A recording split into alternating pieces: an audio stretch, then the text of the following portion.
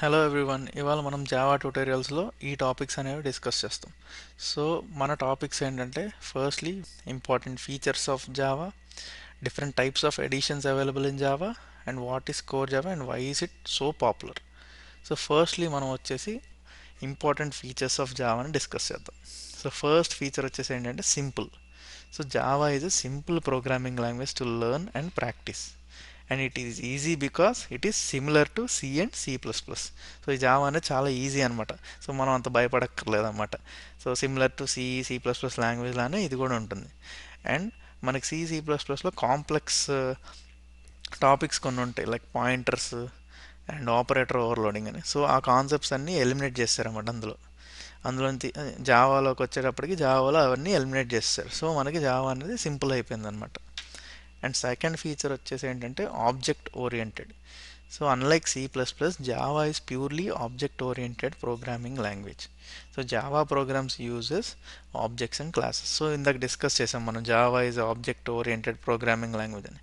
So objects and classes use చేసి ఇది design చేయబడి ఉందన్నమాట ఈ ప్రోగ్రామింగ్. సో ఫస్ట్ మనం అసలు ఆబ్జెక్ట్ అంటే ఏంటో తెలుసుకుందాం. So an object is anything that exists physical form or physically exist in the real world. అంటే రియల్ వరల్డ్లో ఏదైతే ఫిజికల్గా ఎగ్జిస్ట్ అయ్యి ఉందో దాన్ని ఆబ్జెక్ట్ అంటాం అనమాట. And an object contains properties and can perform actions. So ఏదైనా ఆబ్జెక్ట్ అది మనకి ఫిజికల్ వరల్డ్లో ఉందనుకోండి, దానికి ప్రాపర్టీస్ ఉంటాయి కదా. సపోజ్ ఒక డాగ్ ఉందనుకోండి, అది ఫిజికల్గా మన వరల్డ్లో ఎగ్జిస్ట్ అయి ఉంది. దానికి ఏమేమి ప్రాపర్టీస్ ఉంటాయి అంటే దాని హైట్, వెయిట్, కలర్, ఇలాంటివన్నీ ప్రాపర్టీస్ అనమాట.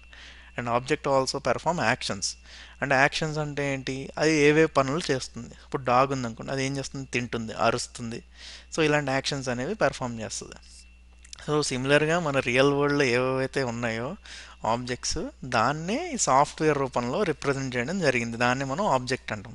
Object is nothing but real world entity అనమాట. So properties are represented by variables. So ఇందులో మనం ప్రాపర్టీస్ని అంటే హైట్, వెయిట్, కలర్ అనేవి ఉన్నాయి కదా, దాన్ని వేరియబుల్స్ రూపంలో రిప్రజెంట్ చేస్తాం. అండ్ యాక్షన్స్ ఇందాక మాట్లాడుకున్నాం కదా, ఈట్, ఇంకా అరవడం, ఇలాంటి యాక్షన్స్ అన్ని మెథడ్స్ రూపంలో మనం రిప్రజెంట్ చేస్తాం ఆబ్జెక్ట్లో. And object contains variables and method. And object అంటే ఈ రెండు ఉంటాయి అనమాట ఆబ్జెక్ట్లో, రెండు combination of this variables like weight, height and colour, and also the actions, ఈ రెండు కాంబినేషనే ఆబ్జెక్ట్ అనమాట. అండ్ కమింగ్ టు క్లాస్ అనమాట. క్లాస్ అంటే ఏంటి, class is nothing but group name అనమాట. ఇప్పుడు డాగ్ అనేది ఉంది, డాగ్ కేటగిరీలోకి వచ్చేవి చాలా ఉంటాయి కదా, బ్రీడ్స్. సో ఆ డాగ్ అనేది ఏంటంటే పర్టికులర్ గ్రూప్ నేమ్, ఆ గ్రూప్ నేమ్నే మనం క్లాస్ అని పిలుస్తాం అనమాట జావాలో. So that specifies the properties and actions of an object. A class also has properties and actions.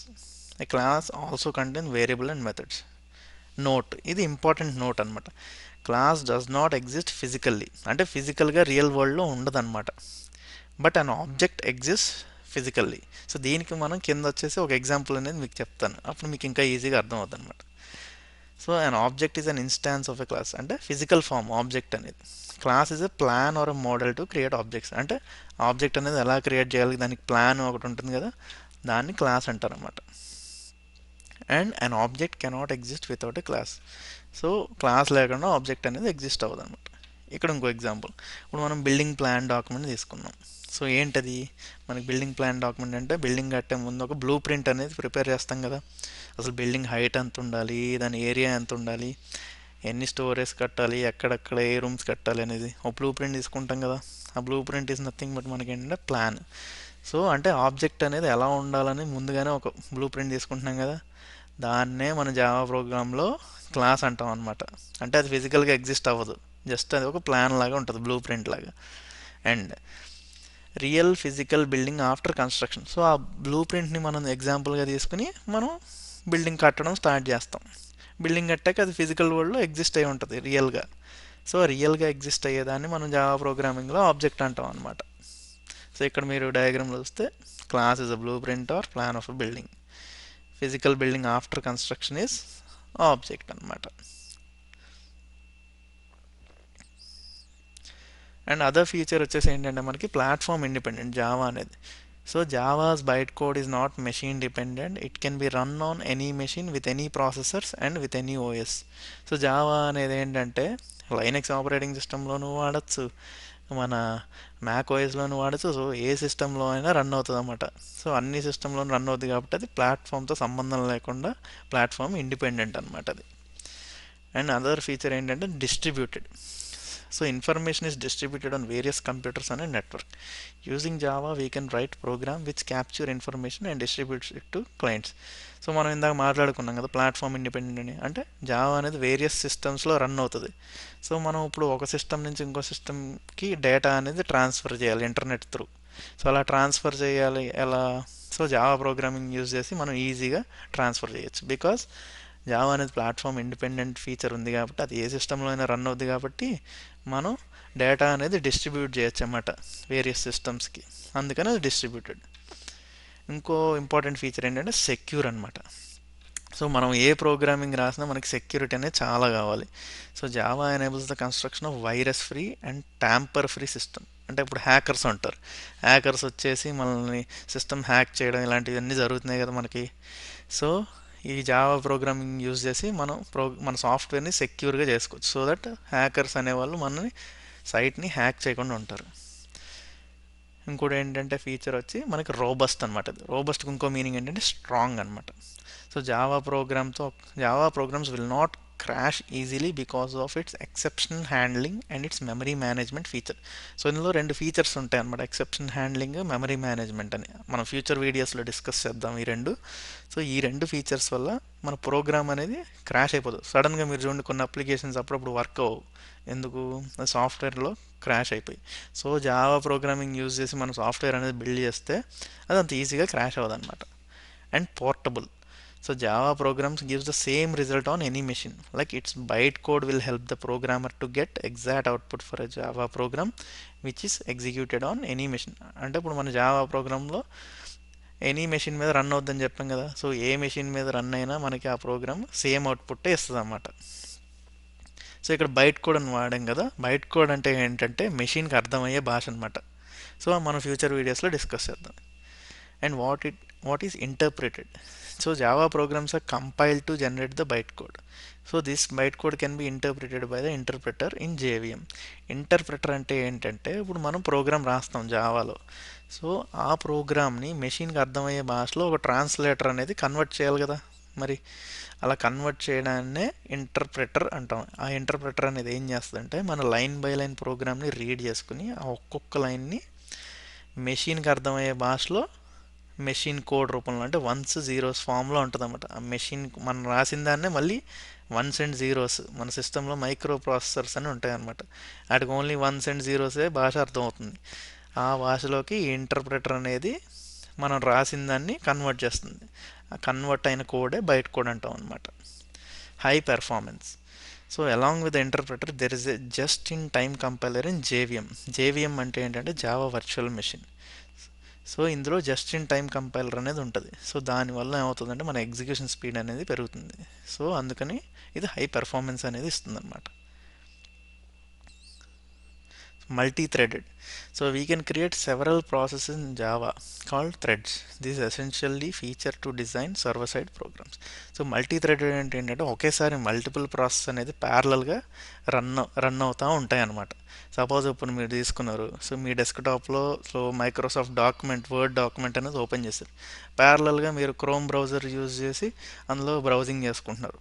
So బ్యాక్గ్రౌండ్లో ఈ ప్రాసెస్ రన్ అవుతుంది, ఆ ప్రాసెస్ రన్ అవుతుంది. సో ప్యారలల్గా రెండు ప్రాసెస్లు రన్ అవుతున్నాయి ఇక్కడ. ఎలా రన్ అవుతుంది మీకు? సో ఆ కాన్సెప్టే మనకి మల్టీ థ్రెడెడ్. అంటే థ్రెడ్ అంటే ఏంటంటే ప్రాసెస్ అనమాట, మల్టీ అంటే మల్టిపుల్ ప్రాసెస్ని ప్యారలల్గా రన్ అవుతూ ఉండడమే మనకి మల్టీ థ్రెడెడ్ కాన్సెప్ట్. సో ఇది one of the important feature in Java అనమాట. And another feature is dynamic. So we can develop programs in Java which dynamically interact with the user on the internet. ఇప్పుడు మీరు Amazon వెబ్సైట్కి వెళ్ళారు, అందులో search బార్లో ప్రోడక్ట్ని search చేస్తే మీకు వెంటనే డిఫరెంట్ ప్రొడక్ట్స్ అనేది చూపిస్తుంది మీకు. సో అదేంటి, మీకు కంప్యూటర్ అనేది మీతో ఇంటరాక్ట్ అవుతుంది డైనమిక్గా, మీరు సెర్చ్ చేసింది మీకు చూపెడుతుంది. సో అలా డైనమిక్గా మీకు ఇంటరాక్ట్ అవ్వడాన్ని ఈ జావా ప్రోగ్రామ్ యూజ్ చేసి మనం ఇంటరాక్ట్ అవ్వచ్చు అనమాట అప్లికేషన్ అనేది. అండ్ ఇంకోటి వచ్చేసి ఏంటంటే టాపిక్ మనకి డిఫరెంట్ టైప్స్ ఆఫ్ ఎడిషన్స్ కూడా ఉన్నాయి మనకి జావాలో. సో మనకి ఫస్ట్ ఎడిషన్ వచ్చి ఏంటంటే స్టాండర్డ్ ఎడిషన్. సో ఈ స్టాండర్డ్ ఎడిషన్ ఎందుకు వాడతారంటే use to develop desktop application. ఇందాక డిస్కస్ చేసాం కదా పెయింట్, క్యాలిక్యులేటర్ అలా. సో అవి డెస్క్టాప్ అప్లికేషన్స్. సో అవి డెవలప్ చేయడానికి మనం జావా స్టాండర్డ్ ఎడిషన్ అనేది ఉంటుందన్నమాట. సో ఈ జావా స్టాండర్డ్ ఎడిషన్లోనే మనకి టూ ఉన్నాయి. ఒకటేమో కోర్ జావా, ఇంకోటేమో advanced Java. So core Java is nothing మనకి బేసిక్ ప్రోగ్రామింగ్ కాన్సెప్ట్స్ అని ఉంటాయి, ఫండమెంటల్స్. అంటే ఇఫ్ కండిషన్స్, ఫర్ లూప్స్.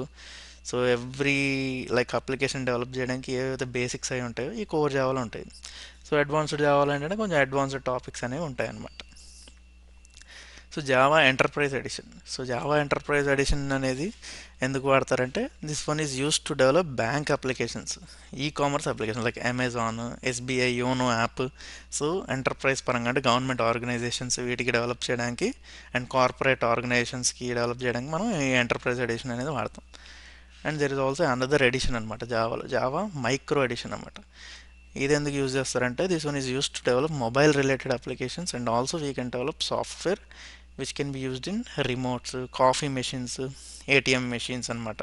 ఇప్పుడు మీరు ఏటీఎం తీసుకున్నారు, మీరు ఎంత అమౌంట్ కావాలి అని అక్కడ నొక్కగానే మీకు ఏమవుతుంది, అంత అమౌంట్ అనేది మీకు అది బయటకు వస్తుంది. సో ఎలా ఎలా అవుతుంది, ఇంటర్నల్గా జావా ప్రోగ్రామ్ అనేది ఆ మెషిన్లో వాడతారనమాట. సో అలాంటి టైప్ ఆఫ్ అప్లికేషన్ డెవలప్ చేయడానికి జావా మైక్రో ఎడిషన్ అనేది మనకి వాడతారన్నమాట. And finally what is core Java and why is it popular. So ఇందాక డిస్కస్ చేసినట్టు జావా స్టాండర్డ్ ఎడిషన్లో మనకి core Java and advanced Java two వేస్లో డివైడ్ అయి ఉంది. ఈ కోర్ జావా అంటే ఏంటంటే మనకి core Java contains actual Java programming basics like for loop, conditional statements like if else. So which is widely use in application development. So మనం ఏమన్నా web application develop చేయాలన్నా, ఎంటర్ప్రైజ్ అప్లికేషన్ డెవలప్ చేయాలన్నా, desktop application develop చేయాలన్నా మనకి basics of Java concepts కొన్ని ఉంటాయి like loops, if conditions అని. So ఇవి ఏ అప్లికేషన్ డెవలప్మెంట్లో అయినా యూజ్ చేస్తారన్నమాట.